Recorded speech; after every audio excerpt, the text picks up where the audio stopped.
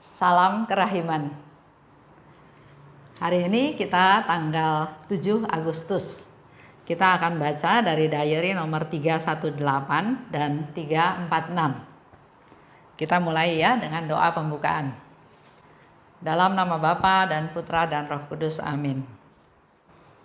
Tariklah saya, ya Tuhan, supaya saya ada di dalam Engkau. Cintai saya, supaya saya bisa mengasihi sesama. Amin. Dalam nama Bapa dan Putra dan Roh Kudus. Amin. Kita baca sama-sama dari 318. 318.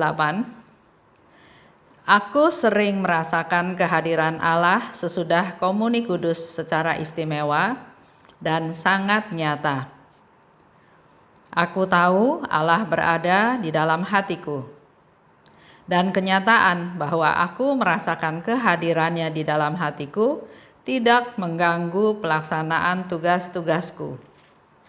Juga, kalaupun aku sedang menangani masalah-masalah penting yang menuntut perhatian besar, aku tetap dapat merasakan kehadiran Allah di dalam jiwaku, dan aku tetap bersatu erat dengan Dia. Bersama Dia, aku pergi bekerja. Bersama Dia, aku pergi untuk berekreasi. Bersama Dia, aku menderita. Bersama Dia, aku bersukacita. Aku hidup di dalam Dia, dan Ia di dalam aku. Aku tidak pernah sendirian, sebab Ia senantiasa menyertai aku. Setiap saat, aku menyadari kehadirannya. Kemesraan kami luar biasa, lewat kesatuan darah dan kehidupan. Kita lanjut lihat 346. Ini terjadi 24 Desember 1934. Malam Natal. Dalam misa pagi, aku merasa sangat dekat dengan Allah. Meskipun aku hampir tidak menyadarinya, rohku terbenam dalam Allah. Tiba-tiba aku mendengar suara ini. Engkau adalah tempat kediamanku yang menyenangkan. Rohku beristirahat dalam dirimu. Sesudah mendengar suara itu, aku merasa Tuhan menatap ke dalam lubuk hatiku. Sambil melihat kepapaanku, aku merendahkan diriku dalam roh dan mengagumi kerahiman Allah yang luar biasa, yakni bahwa Tuhan yang Maha Tinggi berkenan menghampiri aku yang sedemikian papa. Pada waktu komuni kudus, sukacita memenuhi jiwaku. Aku merasa bahwa aku dipersatukan secara erat dengan kealahan. Kemahakuasaannya meliputi seluruh keberadaanku. Sepanjang hari ini, aku merasakan kedekatan dengan Allah secara istimewa. Pada hari ini, tugas-tugasku sepanjang hari ini sedemikian banyak, sehingga aku tidak dapat pergi ke kapel barang sejenak pun. Meskipun demikian, tidak sesaat pun aku tidak bersatu dengan Allah. Aku merasakan Dia ada di dalam diriku lebih jelas daripada kapanpun sebelumnya. Sambil tanpa henti memberi salam kepada Bunda Allah dan masuk ke dalam rohnya, aku mohon kepadanya untuk mengajarkan kepadaku cinta sejati kepada Allah. Dan kemudian aku mendengar suara ini. Malam ini, dalam misa kudus, aku akan membagikan kepadamu rahasia kebahagiaanku. Kami makan malam sebelum pukul 6. Kendati semua sukacita dan kegaduhan lahiriah menyertai acara pembagian oplatek dan saling bertukar harapan, tidak sedetik pun aku kehilangan kesadaran akan kehadiran Allah. Sesudah makan malam, aku bergegas menyelesaikan pekerjaan, dan pada pukul 9 aku dapat pergi ke kapel untuk adorasi. Aku diizinkan untuk tetap berjaga dan menantikan misa malam. Aku sangat senang memiliki waktu luang dari pukul 9 sampai tengah malam. Mulai pukul 9 sampai pukul 10, aku mempersembahkan adorasiku untuk orang tua dan seluruh keluargaku. Dari pukul 10 sampai pukul 11, aku mempersembahkannya untuk wujud pembimbing rohaniku, pertama-tama bersyukur kepada Allah karena sudah memberi aku pertolongan yang besar dan nyata di bumi ini, sebagaimana telah Ia janjikan kepadaku. Di samping itu, aku mohon kepada Allah untuk memberinya terang yang Ia perlukan, sehingga Ia dapat mengenal jiwaku dan membimbing aku sesuai dengan perkenan Allah yang baik. Dan dari pukul 11 sampai pukul 12, aku berdoa untuk gereja kudus dan para klerus, untuk para pendosa, untuk karya misi, dan untuk rumah-rumah kongregasi kami. Aku memohon indulgensi untuk jiwa-jiwa di purgatorium. Panjang ya, kita bahas sama-sama. 318 di situ dikatakan, aku sering merasakan kehadiran Allah sesudah komuni kudus secara istimewa dan sangat nyata. Banyak sekali sharing-sharing dari Suster Faustina tentang apa yang dia alami, apa yang dia rasakan pada waktu misa, sebelum komuni kudus, bahkan setelah komuni kudus. Di sini dikatakan merasakan kehadiran Allah yang istimewa dan sangat nyata.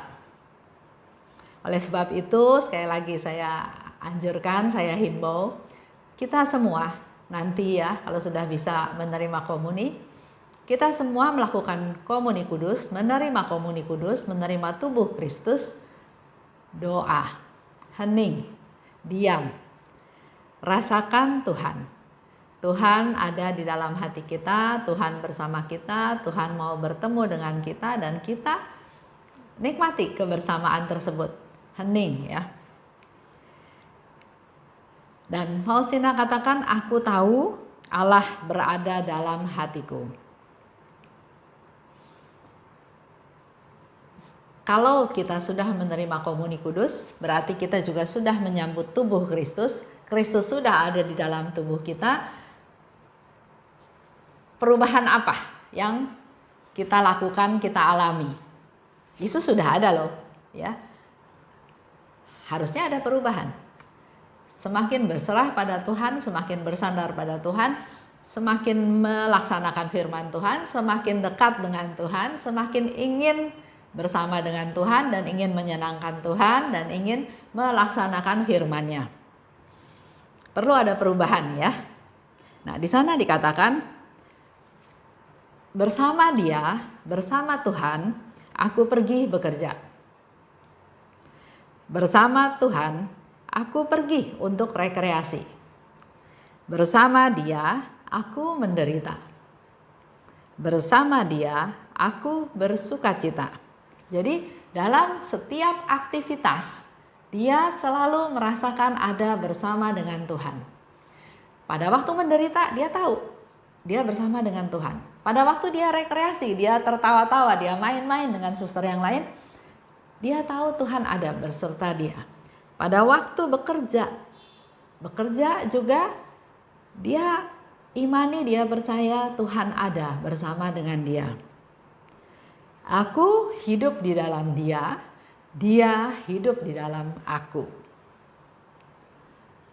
Kita perlu ada niat, ada kesungguhan, dan harus diingat. Saya pun sering mempraktekkan hal tersebut. Tahu-tahu sudah jam berapa, tahu-tahu sudah sekian jam, tanpa saya ingat Tuhan.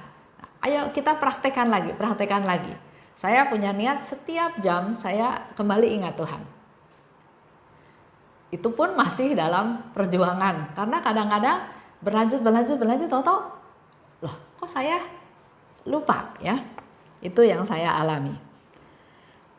Suster Faustina katakan, aku tidak pernah sendirian sebab Ia senantiasa menyertai aku.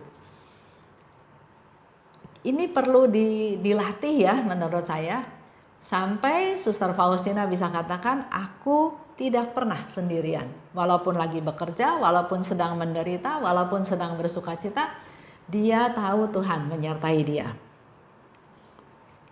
Contoh ya, ada 2 teman yang WA saya, telepon saya, dia bilang dia merasa kesepian. Di zaman COVID seperti sekarang ini, memang aktivitas menurun drastis ya. Tadinya sibuk ke sana ke sini, misalnya jualan, misalnya bergerak lah ya aktivitasnya. Tapi begitu ada COVID, di rumah saja. Aktivitas-aktivitas yang nggak penting ya udah jangan dilakukan. Kebanyakan jadi akhirnya di rumah saja. Nah, ada satu orang bilang sama saya, Bu Esther, doain saya kesepian. Saya bingung ya, dia orang yang ceria, orang yang aktif, orang yang banyak temennya, orang yang sering ngobrol, tapi kok bisa masuk ke titik kesepian? Jadi saya tanya, kamu di rumah sama siapa? Kan ada anak, ada mantu, ada cucu. Oh enggak ada, mereka semua di rumah masing-masing. Oh ya sudah, banyak alternatif yang bisa dilakukan. Kamu yang pergi ke rumah anak, tinggal sama anak-anak. Atau yang kedua, lakukan pekerjaan rumah di rumah ya.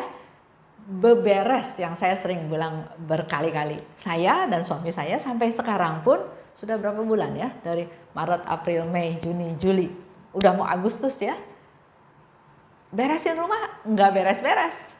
Nanti ketemu barang, nanti barang ini harusnya taruh di sana, ternyata nggak cukup tempatnya, kita pindah lagi, terus ada ide ruangan ini mau jadi apa, tempat ini mau jadi apa.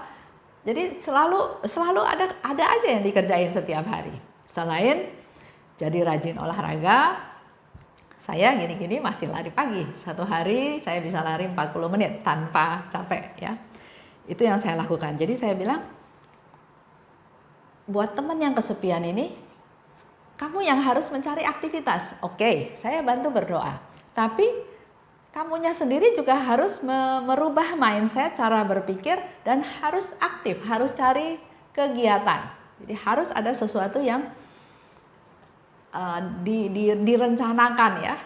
Planningnya apa, dikejar, dilakukan, pasti ada sukacita.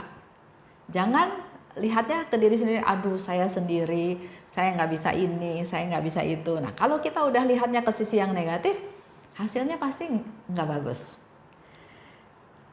Ada lagi juga yang satu orang bapak, dia kasih tahu sama saya, dia kesepian.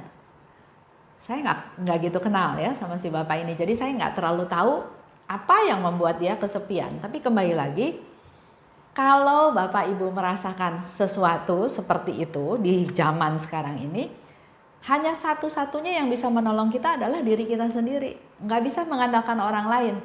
Ada orang yang kesepian padahal rumahnya hingar-bingar dengan lagu, dengan segala macam, ya. Tapi sebaliknya, ada orang yang diam di rumah sendiri tapi dia nggak merasa kesepian. Jadi kesepian itu bukan ditentukan oleh lingkungan, oleh sekitar, tapi kita sendiri. Kita yang harus keluar dari perasaan itu, kita yang harus merubah mindset kita, berpikir mau melakukan apa untuk sesuatu yang lebih baik, lebih positif.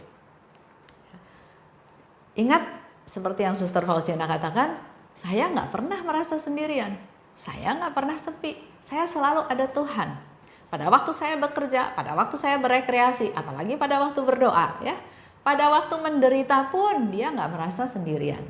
Ayo, kita belajar dari Suster Faustina, semangat dari dia, dan ingat apa yang Suster Faustina katakan, aku tidak pernah merasa sendirian. Jadi buat teman-teman yang merasa kesepian, ingat ada Tuhan Yesus yang menemani kita, yang dia berjanji, aku akan menyertaimu sampai selama-lamanya, sampai akhir zaman. Lanjut ya. Nah, nomor berikutnya itu bicara tentang malam Natal, tanggal 24 Desember tahun 1934. Di misa pagi, aku merasa sangat dekat dengan Allah. Jadi kita yang harus belajar peka, ya, belajar peka, merasakan kedamaian, merasakan kenyamanan, merasakan kehadiran Tuhan. Tiba-tiba dia dengar ya, engkau adalah tempat kediamanku yang menyenangkan. Rohku beristirahat di dalam dirimu. Nah, kalau misalnya tiba-tiba Yesus bicara pada kita, pada Bapak Ibu, pada kita semua, kira-kira Yesus akan ngomong yang sama nggak? Engkau adalah tempat kediamanku yang menyenangkan. Pada waktu Yesus masuk ke dalam diri kita, apakah Tuhan merasakan senang? Bersih, tulus, jujur, murni hati kita, atau penuh dengan dendam, kemarahan, putus asa, negative thinking? Ayo kita belajar ya. Rohku beristirahat di dalam dirimu, ya kata Yesus. Kalau kita menyambut tamu datang ke rumah kita, kira-kira tamu itu merasa nyaman atau merasa ingin cepat pulang? Mari kita ciptakan supaya tamu itu betah tinggal di rumah kita. Dikatakan rohku beristirahat. Jadi dia bisa nyaman tinggal beristirahat di dalam hati kita. Oleh sebab itu hati kita yang harus disiapkan. Menerima tamu itu kita yang harus bersiap-siap. Selanjutnya, Tuhan menatap ke dalam lubuk hatiku. Sambil melihat kepapaanku, aku merendahkan diri dalam roh dan mengagumi kerahiman Allah yang luar biasa. Saya nggak ada apa-apanya. Saya papa. Tapi di situ Suster Faustina bisa menikmati bagaimana Tuhan melihat kepapaannya dia.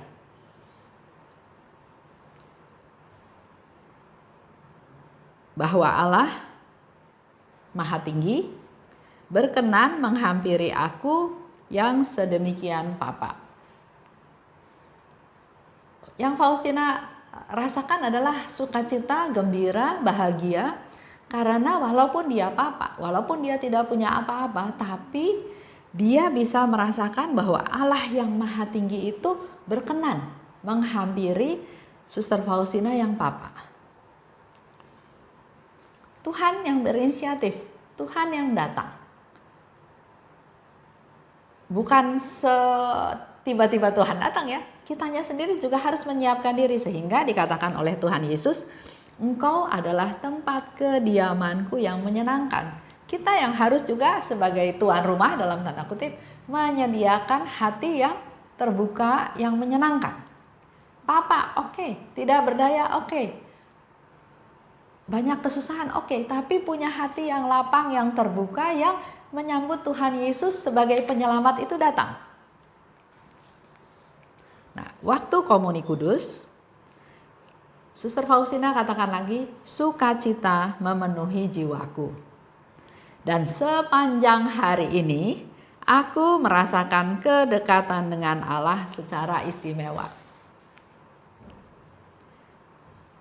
Dan Suster Faustina juga memberi salam kepada Bunda Allah. Dan bahkan dia mohon kepada Bunda Allah untuk mengajarkan cinta sejati pada Allah. Kita juga perlu belajar, perlu mohon rahmat, perlu bantuan. Dan Yesus sudah katakan, inilah ibumu. Jadi jangan sungkan, jangan ragu, berdoa. Mohon doa syafaat Bunda Maria untuk mendoakan kita. Sama seperti yang Suster Faustina katakan, Bunda Allah, tolong ajarkan aku untuk tahu cinta sejati pada Allah. Dan Bunda Maria menjawab, malam ini dalam misa kudus, aku akan membagikan padamu rahmat kebahagiaanku. Kalau kita berkomunikasi, berdoa kepada Bunda Maria, selalu Bunda Maria sebagai ibu menjawab, memenuhi apa yang kita butuhkan. Dan sukacitanya Faustina bertambah karena dia bisa melakukan adorasi dari jam 9 sampai tengah malam. Jam 9 dia pergi ke kapel untuk adorasi. Selama 1 jam dia mempersembahkan adorasi untuk orang tuanya dan untuk seluruh keluarganya. 1 jam berikut dia berdoa untuk wujud pembimbing rohaninya. Bersyukur pada Allah karena memberikan pembimbing rohani, dan juga minta supaya Allah memberi pertolongan yang besar kepada pembimbing rohaninya, ya. Supaya pembimbing rohani bisa tahu jiwanya Suster Faustina dan membimbing Suster Faustina sesuai dengan apa yang Tuhan kehendaki. Jam 11 sampai jam 12 berdoa untuk gereja kudus, untuk para klerus, untuk pendosa, untuk karya misi, dan untuk rumah kongregasi. Kita juga ada ya, yang kita tahu teguran. Mulai setelah selesai misa, dari jam 9 malam atau 10 malam, jam 11, jam 11, jam 12 ya. Setelah Kamis Putih ada teguran. Dan biasanya komunitas kami selalu kebagian yang paling malam, yang setengah 12 sampai jam 12. Puji Tuhan, karena pada saat-saat itulah saat paling, menurut saya saat yang paling indah. Dan tidak lupa Suster Faustina juga berdoa minta indulgensi untuk jiwa-jiwa di purgatorium. Jadi ada yang tanya juga sama saya, Bu, kalau adorasi di dalam ruangan adorasi itu apa aja?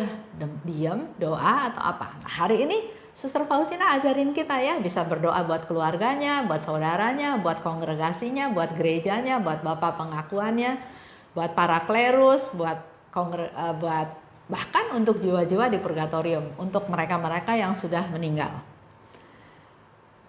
Kalau kita ingat ya, di diary nomor 1738, di situ Yesus bilang, masuklah sering-sering ke purgatorium, sebab mereka membutuhkan engkau di sana. Yesus katakan kepada Suster Faustina, masuklah sering-sering ke purgatorium karena jiwa-jiwa di sana itu sangat membutuhkan Faustina, membutuhkan doanya. Begitu pula kita yang masih hidup, kita bisa berdoa buat mereka. Pada saat adorasi, atau doa malam, atau doa jam kerahiman, atau kapan saja. Kita bisa berdoa untuk jiwa-jiwa di purgatorium. Contoh ya, dari Maria Sima, karena bicara tentang purgatorium. Penderitaan di purgatorium itu lebih berat, lebih besar, lebih menderita daripada penderitaan di bumi. Contohnya ya, ada seorang ayah yang terlalu malas bekerja untuk keluarganya, sehingga keluarganya menderita di bumi. Jadi kalau laki-laki dan perempuan menikah, membentuk satu keluarga, masing-masing punya tugas. Apalagi nanti sudah punya anak, di mana orang tuanya ini, atau khususnya kalau cerita di sini, si ayah ini punya tugas untuk bekerja, untuk memenuhi kebutuhan keluarganya. Tapi si ayah ini malesnya luar biasa males, nggak mau kerja, sehingga keluarganya jadi menderita gara-gara dia malas bekerja. Dan ternyata jiwa ini, si bapak ini ada di purgatorium. Dan dia harus bekerja keras di purgatorium, dan penderitaannya di purgatorium itu jauh lebih berat daripada di bumi. Ini satu contoh ya, di mana kita punya panggilan sebagai suami, sebagai orang tua, punya tugas. Menikah, punya anak ya punya tugas untuk memberi nafkah keluarganya. Ada kesempatan, tapi dia tidak lakukan karena dia begitu malasnya, sampai keluarganya berkekurangan. Akhirnya dia meninggal, dan si jiwa ini bercerita kepada Maria Sima bahwa dia sangat menderita, bukan karena dia jahat, tapi karena kemalasannya dia yang gak mau kerja, bertanggung jawab terhadap keluarganya. Oleh sebab itu kita sangat perlu berdoa buat jiwa-jiwa di purgatorium. Itu aja untuk hari ini ya. Kita tutup dengan doa. Dalam nama Bapa dan Putra dan Roh Kudus, amin. Allah Bapa yang Maha Baik, terima kasih atas sharing dari Suster Faustina pada hari ini, di mana dia sungguh-sungguh merasakan persatuannya dengan Engkau. Setelah komuni kudus, dia sungguh merasakan kehadiran-Mu, Engkau ada di dalam dia dan dia juga ada di dalam Engkau. Dan sepanjang hari itu dia bisa selalu merasakan kehadiran-Mu Tuhan, dalam dia melakukan pekerjaan, dalam rekreasi, dalam penderitaan maupun dalam sukacita. Kami juga mau mengalami keadaan seperti itu Tuhan. Mampukan kami, ingatkan kami, tumbuhkan rasa cinta kami untuk kami ingin selalu bersatu dengan Tuhan. Urapi kami Tuhan, agar kami bisa lebih punya hati bersungguh-sungguh untuk bersatu dengan Engkau. Bunda Maria, doakanlah kami. Santa Faustina, doakanlah kami. Amin. Dalam nama Bapa dan Putra dan Roh Kudus, amin. Salam kerahiman.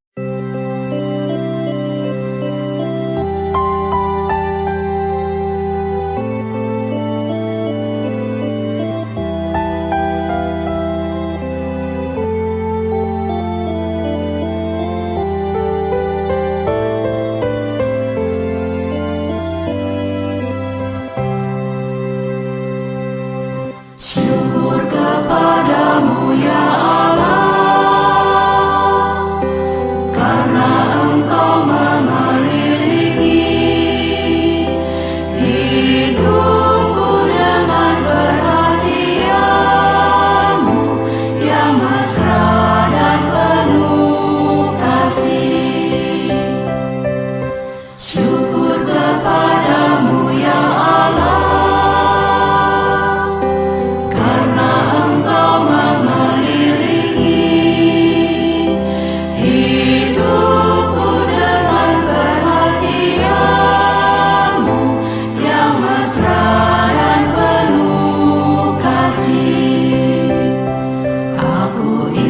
agar seluruh hidupku selalu menjadi ucapan syukur. Ya Allahku, kepadamu ku serahkan seluruh jiwa dan ragaku ini.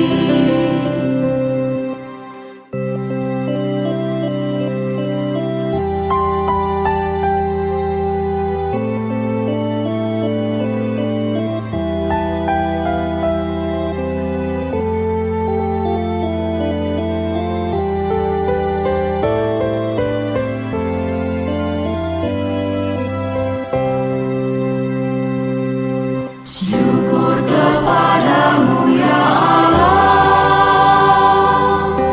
karena Engkau mengelilingi hidupku dengan perhatian-Mu yang mesra dan penuh kasih. Syukur kepadamu ya Allah,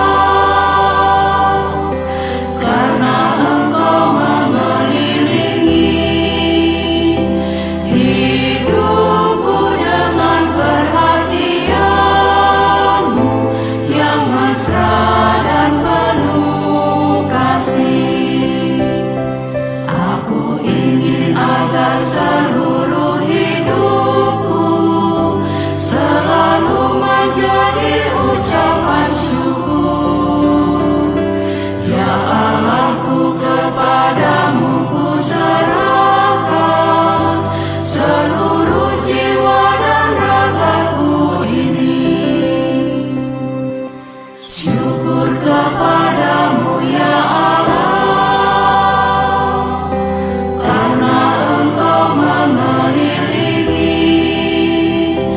hidupku dengan perhatian-Mu yang mesra dan